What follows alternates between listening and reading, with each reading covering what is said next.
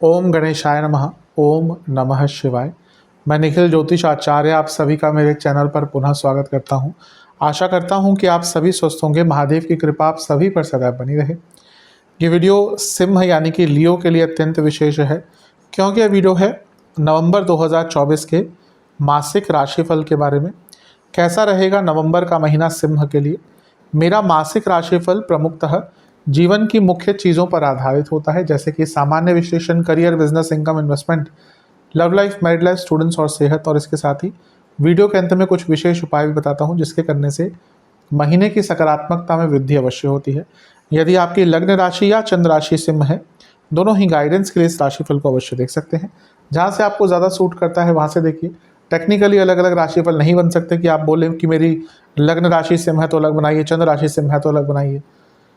Technically वो possible नहीं होता, क्योंकि ग्रहों की गोचर स्थिति पे ही आधारित होते हैं।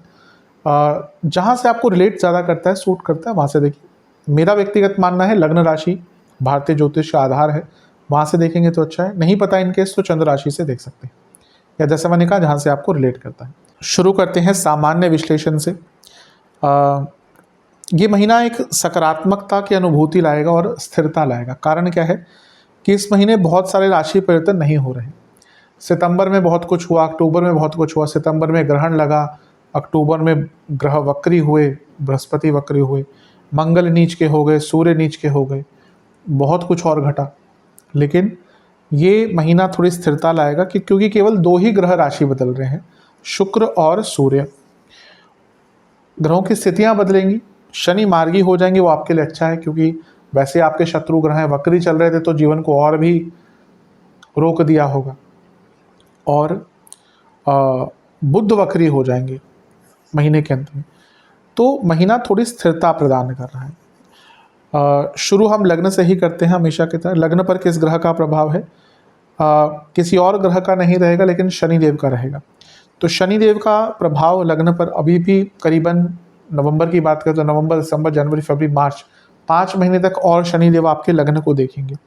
लेकिन अब क्या है ना कि शनि मार्गी हो जाएंगे इस महीने 15 तारीख को।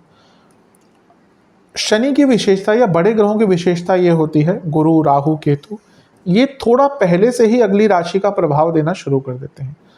तो शनि धीरे धीरे करके, क्योंकि 15 तारीख को मार्गी हो जाएंगे, तो धीरे धीरे करके सकारात्मकता लाएंगे। जो उन्होंने आपको 2 साल में तंग किया है ना, अब वो रियलाइजेशन होगा कि हाँ, किस लिए वो आपको ऐसा कुछ सिखा रहे थे। मैं हमेशा कहता हूँ शनिदेव सिखाने के लिए ही आते हैं। हमें उस टाइम पे पता नहीं चलता। जैसे हम छोटे थे, हमें हमारे टीचर डांटते थे, मारते थे। आजकल तो खैर डांट मारते वारते नहीं है। अब हमारे टाइम में तो कान भी खींच देते थे, डंडे से मार भी देते थे। लेकिन एक गुरु की ये चेष्टा नहीं होती कि उसके शिष्य को दर्द हो, उसकी चेष्टा होती है कि वो सीखे। वैसे ही शनि की चेष्टा, ये शनिदेव की यही चेष्टा होती है कि वो आप कुछ सीखें। तो पिछले 2-2.5 साल में बहुत कुछ सिखाया होगा, अब वो उसका आपको थोड़ा सा फल देंगे। कहीं ना कहीं अष्टम भाव का रिजल्ट थोड़ा देना शुरू करेंगे, और ये आत्ममंथन का समय है सिंह के लिए। आने वाला वर्ष बहुत बड़ा है। बनाऊंगा इस पे वार्षिक राशिफल की वीडियो, क्योंकि शनि अष्टम में और केतु लग्न में आ जाएंगे अगले साल। ये आत्ममंथन का और पूरे जीवन को बदलने वाला साल होगा आपके लिए। लेकिन हाँ, एक जीवन में आप सेंस ऑफ क्लैरिटी आना शुरू होगी, और जो कार्य अटक रहे थे बहुत सारे, वो दूर होना, या प्रॉब्लम्स जो है वो दूर होना शुरू होंगी। एक नया अनुभव होगा, एक नई विचारधारा उत्पन्न होगी। पहला जो राशि परिवर्तन होगा शुक्र महाराज का होगा। शुक्र आपके पंचम में आ जाएंगे, और 10वें घर के स्वामी है और 30वें घर के स्वामी है। 10वें के स्वामी अपने से अष्टम में, यानी कि जॉब चेंज का योग बनता है, या फिर डिपार्टमेंटल चेंजेस के योग भी आपके यहाँ पे बन जाते हैं। शनि क्योंकि 15 तारीख को मार्गी हो जाएंगे, तो 15 तारीख के बाद प्रमोशन के चांसेस भी बन जाते हैं, क्योंकि मंगल का भी प्रभाव सप्तम पर रहेगा। सप्तम भाव प्रमोशन के लिए इंपॉर्टेंट होता है, क्योंकि 10वें से 10वां है, रिकग्निशन का भाव है। तो योग कारक ग्रह की दृष्टि और सप्तम का मार्गी होना, सप्तमेश का मार्गी होना, यानी कि आपके प्रमोशन के योग 15 तारीख के बाद बहुत अच्छे बन जाते हैं, और जीवन में एक नया आधार तय होगा। शुक्र पंचम में है तो नया रिलेशनशिप भी होगा, और यहाँ से लाभ स्थान को देखेंगे, लक्ष्मी के कारक हैं, तो धन की वृद्धि तो अवश्य आपके लिए होगी। तो अच्छा दिख रहा है शुक्र का गोचर। सूर्य का गोचर भी होगा इस महीने, वो 16 तारीख को होगा, और वो अपनी नीच की अवस्था से निकलकर चौथे घर में आ जाएंगे। अब सूर्य लग्नेश है, उनका चौथे घर में आना अपने आप में राजयोग बनाता है और यहाँ पर प्रॉपर्टी और वाहन दोनों ही खरीदने के योग बनते हैं। उनकी युति हो रही है धनेश और लाभेश से, यानी कि धन की प्राप्ति, धन की पूर्ति होती हुई दिख रही है। ये भी बहुत अच्छी चीज़ है। थोड़ा सा संभल कर रहिएगा महीने के अंत में, क्योंकि ये दोनों ही ग्रह 10वें घर को देख रहे हो। यहाँ पे वक्री गुरु हैं, जिनकी दशा अंतर्दशा अच्छी नहीं चल रही, महीने के अंत में जॉब जाने के योग बन रहे हैं। कारण वक्री ग्रह, गुरु वक्री ऑलरेडी हैं, बुध भी वक्री हो जाएंगे 29 नवंबर को, और वो लाभ स्थान, धन स्थान, दोनों ही इनकम के भाव, दोनों ही धन के भाव, और धन के भाव करियर से डायरेक्ट एक प्रभाव या उसका इम्पैक्ट रखते हैं। कारण धन, करियर क्यों है, धन के लिए तो है। तो महीने के अंत में जॉब जाने के योग थोड़े बहुत हैं, तो वहाँ पे थोड़ा सा केयरफुल रहेंगे तो आपके लिए अच्छा है। अदरवाइज़ ये महीना ओवरऑल देखा जाए तो धन की वृद्धि, प्रॉपर्टी, वाहन आदि सभी के लिए बहुत अच्छा आपका रहेगा। अब देखिए शनि और सूर्य का प्रभाव चौथे पर है। अब इसके दो प्रकार के रिजल्ट रहेंगे। हो सकता है इनिशियली लड़ाई झगड़े हो 15-16 तारीख के बाद, लेकिन अंत तक आते आते कई जो प्रॉब्लम्स चल रही थी फैमिली में वो दूर भी हो सकती हैं, तो इसलिए मिश्रित प्रभाव है। ओवरऑल देखा जाए ये महीना ठीक है आपका, बस जो भी मैंने नेगेटिव कहा है उनका ध्यान दीजिएगा।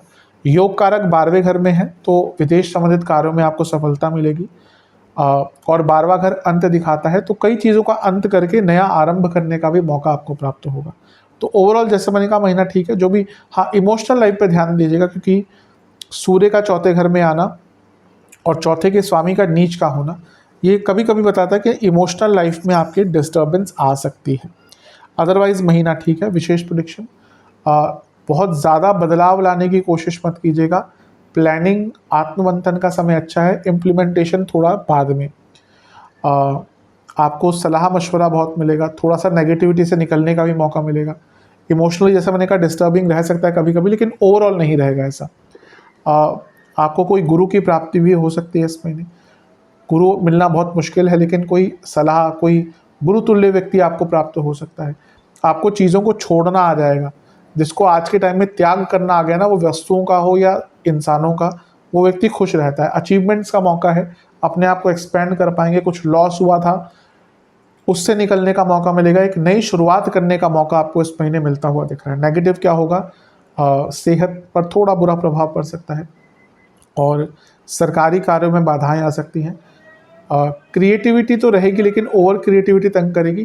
बस एक चीज़ पे कहूँगा थोड़ा सा ना, एक तो घर में चोरी आदि के योग आपके इस महीने बन रहे हैं, तो बहुत केयरफुल रहेगा, और कुछ लोग जानबूझकर नाम खराब करने का प्रयास करेंगे।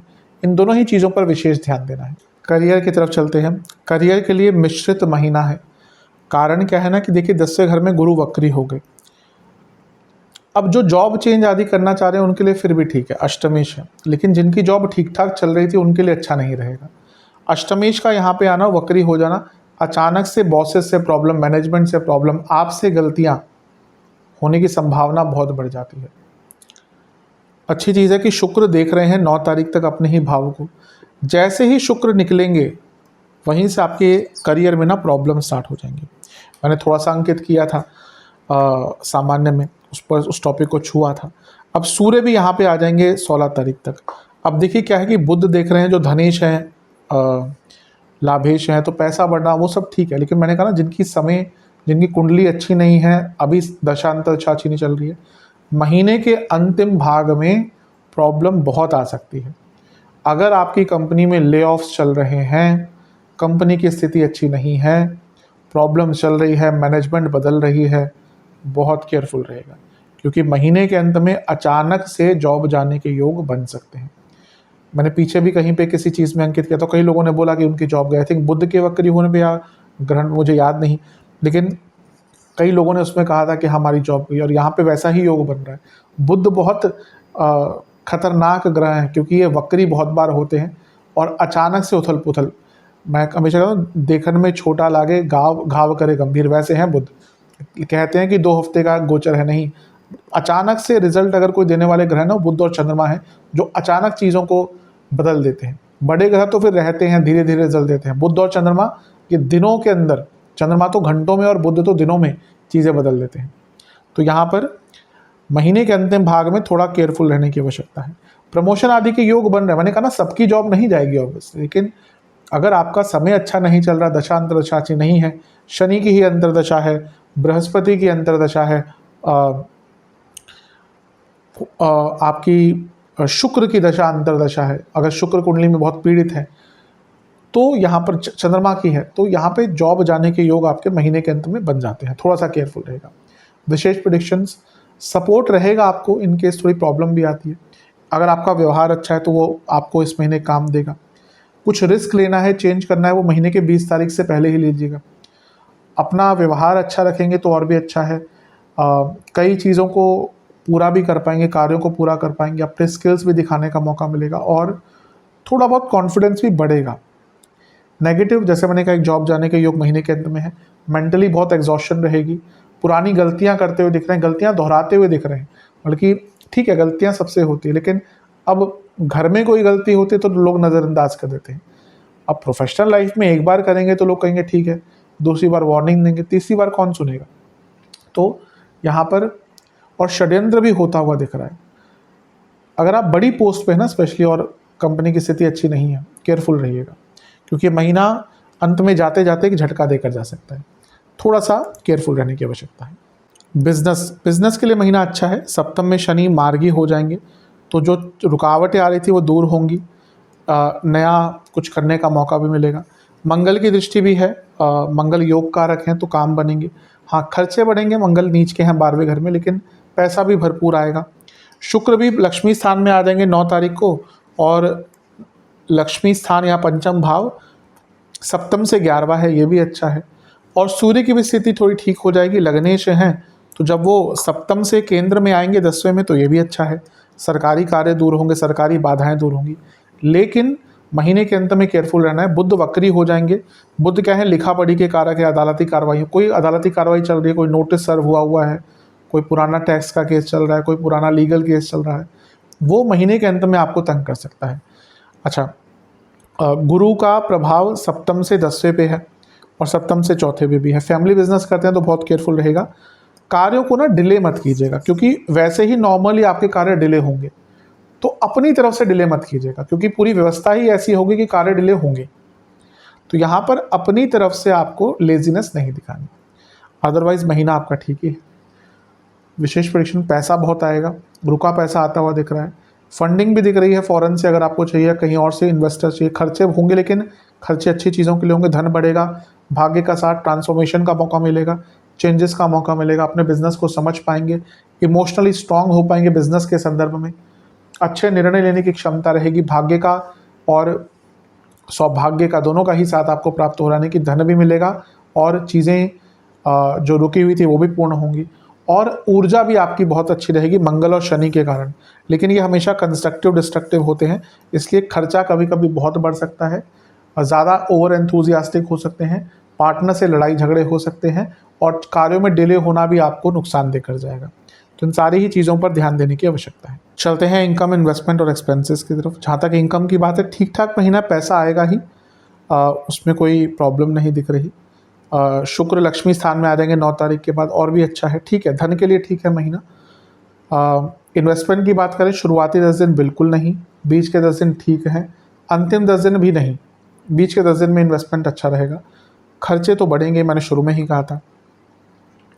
व्यय स्थान में मंगल है, अब वो विदेश से पैसा दिलाएंगे, लेकिन व्यय स्थान को स्ट्रॉन्ग कर रहे हैं ना, तो खर्चे भी आपके बहुत बढ़ेंगे। यात्राओं पर बहुत खर्चे होंगे, बहुत चेंजेस लाने पड़ेंगे, ऑलरेडी आ रहे हैं, उनको अपने जीवन में इम्प्लीमेंट करने के लिए खर्चे होंगे। अगर आपके घर में कोई पेट है, उन पर खर्चा बहुत होगा। कपड़ों पर, लग्जरीज पर मन मुताबिक खर्चे काफ़ी होंगे। अपने लाइफस्टाइल को इम्प्रूव करते हुए बहुत दिख रहे हैं। और इसके साथ ही घर के किसी सदस्य की सेहत पर भी बड़ा खर्चा इस महीने होता हुआ दिख रहा है। चलते हैं लव एंड रिलेशनशिप की तरफ। सबसे पहले नो कॉन्टैक्ट सिचुएशन की बात करते हैं। संभावना है, पूरी संभावना है कि इस महीने के मध्य भाग के बाद एक मौका बन सकता है जहाँ पे बातचीत दोबारा स्टार्ट होगी। नए रिलेशनशिप की बात करें, उसकी भी संभावना पूरी दिख रही है, और वो भी कहीं ना कहीं, वो तो शुरुआती भाग से ही दिख रहा है कि चीज़ें ठीक हो सकती हैं। अब बात करते हैं उनकी जो रिलेशनशिप में, देखिए पंचम भाव कि स्वामी एक तो अपने से छठे में थे और वक्री भी हो गए, तो थोड़ी कन्फ्यूजन अक्टूबर से बढ़ना शुरू हुई होगी। ये महीना है कि रिलेशनशिप में चीज़ें थोड़ी ठीक करने का मौका मिलेगा। क्यों? एकमात्र कारण है कि शुक्र आपके पंचम में आ जाएंगे, तो शुक्र इन सब चीज़ों को ठीक करने का मौका देते हैं। तो जो भी रिलेशनशिप में प्रॉब्लम चल रही थी उनको दूर करने का मौका मिलेगा। और शुक्र विवाह के कारक भी हैं। अगर आपका रिलेशनशिप लंबा चल चुका और अब आप विवाह की तरफ उसको बढ़ाना चाहते हैं तो उसके लिए भी योग बहुत अच्छा दिख रहा है। तो धीरे धीरे करके रिलेशनशिप में चीज़ें ठीक होना शुरू हो जाएंगी, यानी कि महीना एक सकारात्मकता लेके आ रहा है। स्पेशल प्रेडिक्शन, जो बातें पूरी नहीं हो रही थी वो बातें पूर्ण होंगी। रिलेशनशिप में एक पूर्णता आती हुई दिख रही है, एक दूसरे को समझ पाएंगे, इंटीमेसी रहेगी, पैशन रहेगा, रोमांस रहेगा, चीज़ों का ठीक करने का मौका भी मिलेगा और प्रयास भी दोनों ही साइड से होंगे। ये अच्छी चीज़ होती है, जब दोनों ही साइड से प्रयास दिखते हैं तो अच्छा एक मौका मिलता है। एक्साइटमेंट भी रहेगी एक दूसरे को लेकर, सकारात्मकता भी रहेगी, ऑप्टिमिज्म भी रहेगा, एक दूसरे के साथ फ्यूचर इमेजिन कर पाएंगे, तो अच्छी चीज़ें दिख रही हैं और एक दूसरे को समय दे पाएंगे। एक ही चीज़ से थोड़ा सा बच के रहेगा, ओवर एक्साइटमेंट और ओवर एंथुजियाज्म। ये दोनों जो ओवर है ये आपको ओवर एंड आउट कर सकते हैं, अदरवाइज तो ये महीना प्रेम संबंध के लिए अच्छा ही है। चलते हैं वैवाहिक जीवन की तरफ। और वैवाहिक जीवन के लिए चीज़ें थोड़ी सी ठीक होती हुई दिख रही हैं। एक तो शनि मार्गी हो जाएंगे, लेकिन एकमात्र ग्रह से हम नहीं कह सकते कि सब कुछ ठीक हो जाएगा। हाँ, शनि सप्तमेश है तो विशेषता बढ़ जाती है, लेकिन ओवरऑल मैं हमेशा कहता हूँ कि कर्क और सिंह, इनके लिए मैरिड लाइफ में प्रॉब्लम रहती ही है। अब शनि मार्गी हो जाएंगे, लेकिन मंगल का प्रभाव भी तो है, हम इसको कैसे भूल सकते हैं। तो जहाँ चीज़ें थोड़ा सा ठीक होने का इशारा देंगी, वहीं मंगल के नीच के होने के कारण लड़ाई झगड़े भी अचानक से ही होंगे। आपको लग रहा होगा कि सब ठीक हो गया है, अब तो लगता है कि वैवाहिक जीवन अच्छा हो जाएगा। जहाँ आपको लगा वहीं पर एक झटका मिलेगा, वहीं पर लड़ाई झगड़े बढ़ेंगे। शुक्र का पंचम में आना रिलेशनशिप के लिए अच्छा हो सकता है, वैवाहिक जीवन के लिए भी बुरा नहीं होता, लेकिन जैसी स्थिति अभी बन रही है यहाँ पे ध्यान भटकने वाला योग बनता है। यहाँ पे थर्ड पार्टी सिचुएशन शुक्र के कारण पंचम में आके बन सकती है। तो ऊपरी तौर पे या फिर कहिए शुरुआत में लगेगा कि मैरिड लाइफ ठीक हो रही है, लेकिन जैसे जैसे महीना आगे बढ़ेगा ना, तब पता चलेगा कि बात कुछ और ही है, प्रॉब्लम्स बढ़ेंगी। महीने के अंत में बुध वक्री हो जाएंगे, तो बहुत कम्युनिकेशन गैप और इन-लॉज का इन्वॉल्वमेंट या इन-लॉज के कारण या फिर ईगो क्लैशेस, कौन ज़्यादा सुपीरियर है, ये सारी चीज़ें ना महीने के अंत में बहुत तंग करेंगी। तो जैसा मैंने कहा कि शुरुआती भाग ठीक दिख रहा है, या शुरुआत में लगेगा कि क्योंकि शनि वो एक अनुभूति देंगे, शनिदेव आपको एक वो मे बी फॉल्स रियलाइजेशन करवाएंगे कि हाँ अब ठीक हो रहा है चीज़ें, लेकिन आप देखेंगे महीना का स्टार्ट और अंत एकदम कॉन्ट्रास्टिंग रहेगा, कॉन्ट्रास्टिंग डिफरेंस रहेगा। विशेष प्रेडिक्शन, इमोशनल होकर कोई कमिटमेंट ना करें, स्थिरता लाने का प्रयास करें, थोड़ा सा नयापन लाएं, लेकिन कुछ भी बड़ा डिसीजन ना लें बिना लाइफ पार्टनर से पूछे, उनको समझने का प्रयास करें। फाइनेंशियल इश्यूज अगर चल रहे हैं या फिर कोई फाइनेंशियल बात है, बल्कि मैं कहूँगा फाइनेंशियल डिस्कशन किया कीजिए, बहुत इंपॉर्टेंट होता है मैरिड लाइफ में। मुझे नहीं समझ आता कि आज के टाइम में भी क्यों कपल्स इससे डरते हैं। बहुत अनिवार्य है। अगर आप शादी, देखिए अकेले हैं, सिंगल है, अब जैसा खर्चा करना है करिए, लेकिन अगर वैवाहिक हैं तो फाइनेंशियल डिस्कशन बहुत इंपॉर्टेंट होता है, तो उस पर आपको गहनता से विचार करना पड़ेगा। बैलेंस शुरू में आएगा, लेकिन अंत तक आते आते अचानक से दिक्कतें आ सकती हैं, तो थोड़ा मिश्रित ही दिख रहा है। महीने के अंत में अपनी भावनाओं पर कंट्रोल रखिएगा, क्योंकि वहीं पर चीज़ें बिगड़ेंगी। चलते हैं स्टूडेंट्स की तरफ। एग्ज़ाम से स्टार्ट करेंगे। शुरुआती 10 दिन ठीक है, लेकिन लाइटली लेंगे आप चीज़ों को बहुत। बीच के 10 दिन अच्छे हैं, अंतिम 10 दिन में अपनी संगत पर ध्यान दीजिएगा, क्योंकि उसके कारण आपके एग्ज़ाम्स पर रिजल्ट पड़ सकता है, एग्ज़ाम्स पर एक बुरा प्रभाव पड़ सकता है। ओवरऑल देखा जाए स्टूडेंट्स के लिए ठीक ठाक महीना है। शुक्र पंचम में आ जाएंगे, तो ये अपने आप में ये 9 तारीख को होगा, तो लक्ष्मी कारक हैं और आपके लिए कर्म भाव के स्वामी हैं, तो अच्छा है। जो स्टूडेंट जॉब ढूंढ रहे थे, पार्ट टाइम जॉब ढूंढ रहे थे, उनके लिए भी 9 तारीख के बाद अच्छे योग बनते हैं। बुध आदित्य योग बन जाएगा 16 तारीख के बाद, ये भी अच्छा, लेकिन बुध थोड़ा मंद स्थिति रहेगी उनकी पूरे महीने और अंत में आकर वक्री हो जाएंगे। तो अपने रिटेंशन पावर और अपने एनालिसिस पर और अपने फोकस पर आपको बहुत ध्यान देना पड़ेगा। विशेष प्रेडिक्शन, पुरानी गलतियां बहुत दोहराएंगे, पुरानी चीज़ें बहुत याद आएंगी, वो तंग करेंगी आपको। कंपैरिजंस बहुत करेंगे, ये भी आपको उदासीनता देके जा सकती है। अपने ऊपर से थोड़ा विश्वास महीने के अंत तक आते आते कम हो जाएगा, इसका भी प्रभाव पड़ेगा। और मेंटली बहुत एग्जॉस्टेड फील करेंगे, तो कभी कभी मेंटल ब्रेक लेने की आवश्यकता है। सब कुछ बंद कर दीजिए अगर लगता है कि ना मेंटली थके हुए हैं। उसका सबसे अच्छा होता है कि 2 दिन के लिए, 1 दिन के लिए टीवी, मोबाइल, जो भी आपके चीज़ें हैं आपके आसपास, उनको बंद कर कर किसी अलग जगह पर चले जाइए। मुश्किल होता है आज के दिन टाइम, लेकिन और कोई तरीका बचता ही नहीं। हमारा माइंड इतना एक्टिव रहता है ना, क्योंकि इतनी चीज़ें हैं आज के डेट में, तो मेंटल एग्जॉशन बहुत दिख रही है आपके लिए। तो थोड़ा सा इस पर ध्यान देंगे। कोई भी बड़ा निर्णय अचानक से मत लीजिएगा इस महीने, और उसका बुरा प्रभाव पड़ सकता है। सेहत की बात करते हैं। जिनको हड्डियों के रोग हैं, जिनको ईएनटी की प्रॉब्लम बहुत रहती है, हार्मोनल प्रॉब्लम बहुत रहते हैं, जिनको गॉल ब्लैडर या किडनी के रोग हैं, और जिनको नसों के रोग बहुत रहते हैं और कार्डियक प्रॉब्लम्स हैं, उनको थोड़ा सा ज़्यादा ध्यान देना है। शुरुआती 10 दिन में बीपी, पेट के रोग, एसिडिटी, वाटर रिटेंशन, चेस्ट की प्रॉब्लम तंग करेगी। बीच के 10 दिन में आँखों के रोग, बीपी की प्रॉब्लम, सियाटिका, स्पाइनल एरिया से संबंधित और एंग्जाइटी बहुत तंग करेगी। बीच के अंतिम 10 दिन में infections, skin disorders, blood disorder, आँखों के रोग और स्लीप डिसऑर्डर्स तंग करेंगे। उपाय की बात करते हैं। शिवलिंग का गंगा जल से अभिषेक करना है, फिर दूध से अभिषेक करना है, फिर पुनः गंगा जल से अभिषेक कर कर, चंदन का विलेपन कर कर, बेल पत्र अर्पण कर कर, पुष्पमाला अर्पण कर कर, आटे के हलवे का भोग लगाना है। ओम विश्वेश्वराय नमः मंत्र का 108 बार जाप करना है, और ओम भास्कराय नमः मंत्र का भी 108 बार जाप करना है। और महादेव को या महादेव के सामने 2 घी के दिए भी अर्पण करने हैं, जिसमें कुछ गेहूं के दाने होने चाहिए।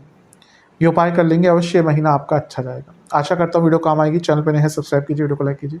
मिलता हूँ अगली वीडियो में, तब तक के लिए ओम नमः शिवाय।